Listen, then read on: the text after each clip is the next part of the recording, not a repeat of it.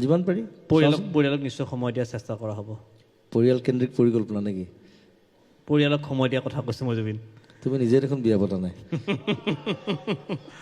জুবিন, আমি অনুষ্ঠান শেষ কৰিম। নতুন বছৰ তাৰ পৰা কাটি খাইছে, সি মোৰ নিজৰ একেলগৰ, এতিয়ালৈকে বিয়াই পতা নাই, সি আকৌ পৰিয়াল কেন্দ্ৰিক কথা কয় মোক। পৰিয়াল কেন্দ্ৰিক কথা কোৱা নাই, মই কৈছোঁ জুবিন পৰিয়ালৰ মাজত থাকিব লাগে। অ' মাই ডগ। আচ্ছা জুবিনে অনুষ্ঠান শেষ কৰিব 2020 আমি দেৱজিৎ ভূঞাৰ বিয়াখন খাবলৈ পামনে বাৰু? নিশ্চয় আশা কৰিব পাৰি। এতিয়া মই উল্টাকে ধৰিছোঁ। আচ্ছা জুবিন, অনুষ্ঠান ঠিক হৈ আছে নে বাৰু? দেখা যাব, চল চাই কঠীয়া পাৰিব। ছোৱালীটো বহুত ঠিক কৰি থৈছে নে? প্ৰব্লেমটো সেইটো হৈছে এতিয়া ডাইচি হৈ গৈছে মানে, কাক বিয়া কৰোঁ কাক নকৰোঁ। এনিৱে, আজি এটা বহুত ধুনীয়া অনুষ্ঠান, এইটো বৰ উৎপতীয়া অনুষ্ঠান নহয় বাৰু।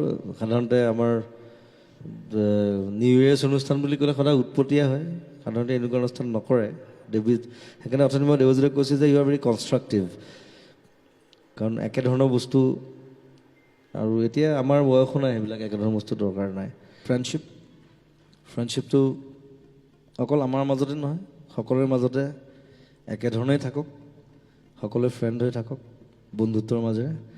আমি একেলগে হোষ্টেলত থকা, যদি মই কটনত নাছিলোঁ, কিন্তু কটনত মই চিন্তামণি ভাত খুৱাইছিলোঁ, ভাল লাগিছে। ই ভাত খুৱাই সদায় ৰাতি, মই গৈ ৰাতি ওলাওঁগৈ।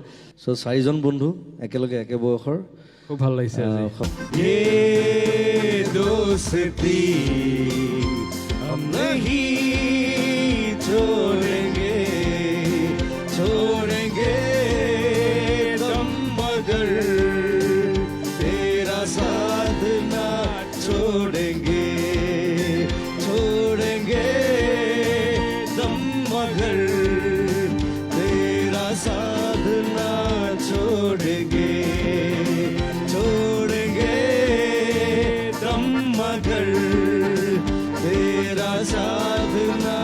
छोड़ेंगे